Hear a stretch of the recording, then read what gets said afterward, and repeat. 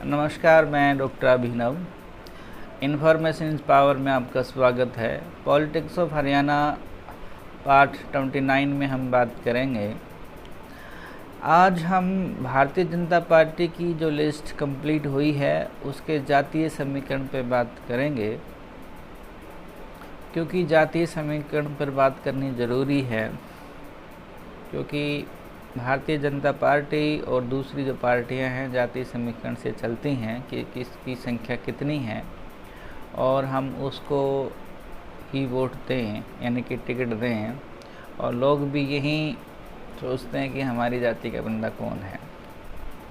और जहाँ पे जातियाँ एक से ज़्यादा बहुत ज़्यादा हैं, जैसे कि रोहतक और भिवानी, जींद, कैथल, नरवाना, झज्जर, सोनीपत, भिवानी का कुछ लगता एरिया, जाट बहुमूल्य एक क्षेत्र है, इसलिए वहाँ जाटों का दबदबा है, सीटें भी उनको ज़्यादा मिलती हैं।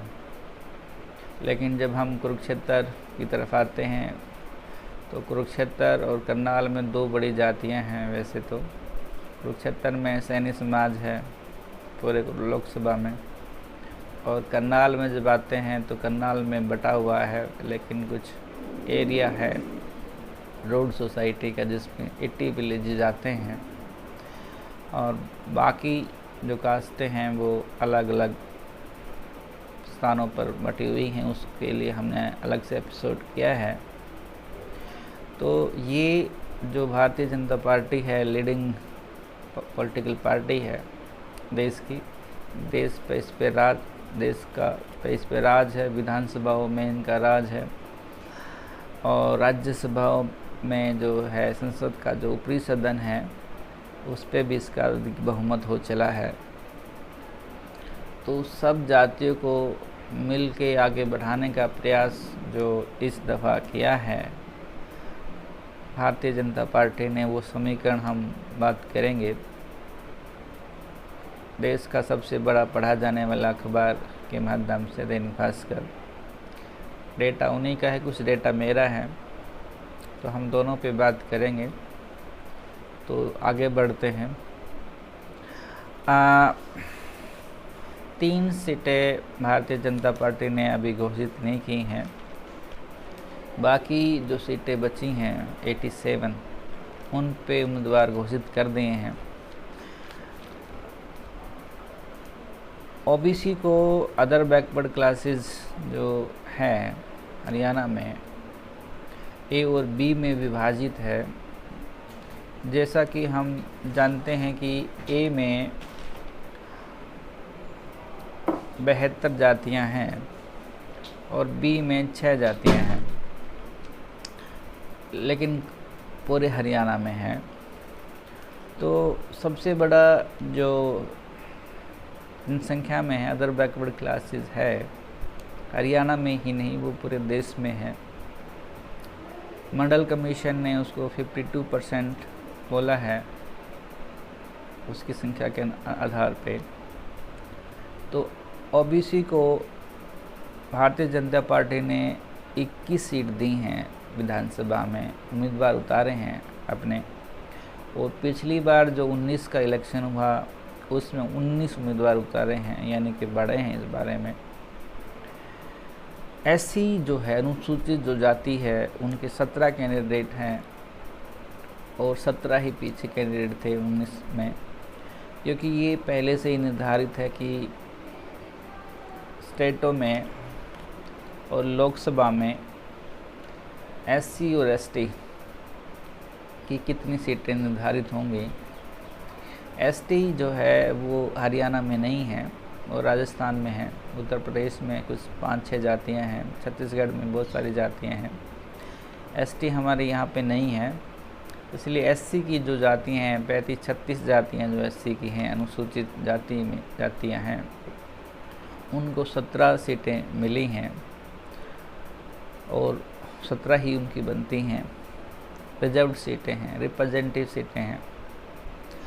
जाट जो सोसाइटी है हरियाणा में, जाट जो जाति है, उनको 16 टिकटें इस बार भारतीय जनता पार्टी ने दी हैं, और 20 सीटें पहली बार 2019 के इलेक्शन में उन्होंने दिया था जाटों को 20 सीटें, यानी कि 4 सीटें उनकी घटी हैं। और राजपूत जो समाज है उनको 3 सीटें दी हैं अभी तक भारतीय जनता पार्टी ने। जैसे मैंने कहा कि संख्या के आधार पर उनको 2 टिकटें और मिलनी चाहिए, 5 और 6% है हरियाणा में, तो मेरा डाटा कहता है। और पिछली बार उनको 4 सीटें दी थी भारतीय जनता पार्टी ने, यानी कि 1 सीट अभी लॉस में है। ब्राह्मण जो समाज है, जो जाति है, जो समाज का सबसे बड़ा पढ़ा लिखा वर्ग है, शिक्षित है, और जिस समाज ने सबसे ज़्यादा प्रधानमंत्री दिए हैं और राष्ट्रपति दिए हैं, मुख्यमंत्री दिए हैं, इवन जुडिशरी जो है मैं तो कहूँगा उन्हीं की है, चाहे वो हाई कोर्ट में कहीं चाहे सुप्रीम कोर्ट में कहीं। आप डेटा देखोगे तो पता चल जाएगा।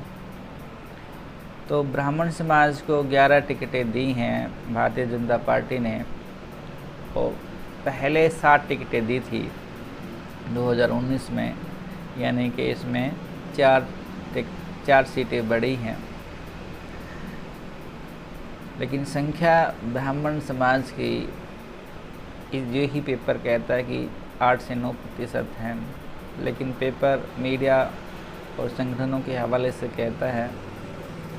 लेकिन मैंने कहा है कि ब्राह्मणों की संख्या पूरे लोकसभा में 10 लोकसभा में हर जगह 4 से 5% है, उससे ज़्यादा नहीं है। तो 11 सीटें उनको दी हैं। पंजाबी सोसाइटी जो है उनको 10 सीटें दी हैं भारतीय जनता पार्टी ने, और 9 सीटें उनको पहले दी थी, यानी कि 1 सीट उनकी बढ़ी है। वैसे जो समाज है उनको 6 सीटें दी हैं, और पहले उनको 9 सीटें दी थी, यानी कि 3 सीटें उनकी घटी हैं। लेकिन संख्या के अनुसार ये सीटें मेरे अनुसार ये सही हैं, 506 इतनी संख्या है।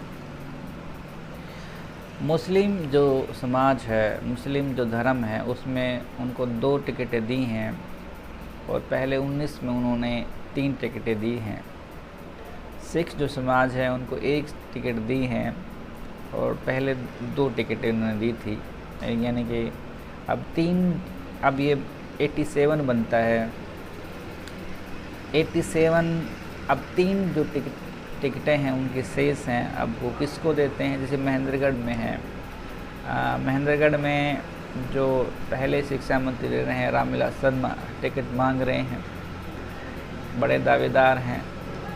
टिकट जाती है तो वो ब्राह्मण समाज को जाती है, और उस आधार पर उनकी संख्या 12 हो जाएगी। तो इसमें क्या है कि अगर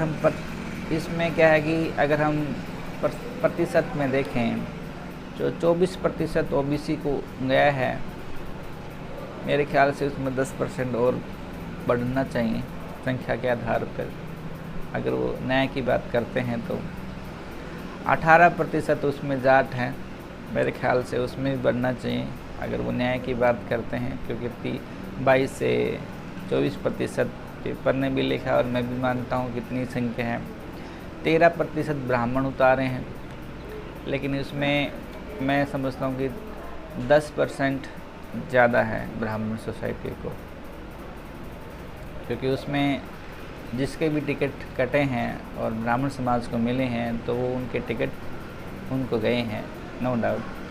तो यहाँ पे ये बात थी। यहाँ पे अगर हम दूसरी चीज़ देखें कि भाई 3 सीटों पे अभी पेच फंसा है इनका, सिरसा पे, महेंद्रगढ़ पे और फरीदाबाद NIT पे। अब 3 सीटें किसको जाएंगी, किस समाज को जाएंगी, किस जाति को जाएंगे, तो वहीं बढ़ोतरी हो जाएगी। अगर वो OBC को जाती है 1 सीट उसमें से, फरीदाबाद NIT से, तो OBC की संख्या 22 हो जाएगी। अगर ब्राह्मण समाज की को जाती है महेंद्रगढ़ से तो 12 संख्या ब्राह्मणों की हो जाएगी टिकटों में, और सिरसा से किसी को जाती है तो जनरल की 1 सीट और बढ़ जाएगी जाटों की। तो यहाँ पे संख्या जाति के आधार पर निर्धारित हुई है। इसमें क्या है कि अगर हम महिलाओं की बात करें, देश की सबसे बड़ी पॉलिटिकल पार्टी ने 10 महिलाओं को टिकट दी हैं, यानी कि 87 सीटों में से 10 सीटें दी हैं। ये 10 सीटें क्या 33% की आरक्षित होंगी, प्रतिनिधित्व में आएंगी? नहीं आ रही हैं। पिछली बार की तुलना में 2 सीटें कम हैं। ये अगर 3 सीटें और भी दे देते हैं तो उसमें से जैसे कि दावेदारी है, 3 पुरुषों को ही दावेदारी है, उसमें महिलाओं की दावेदारी नहीं है।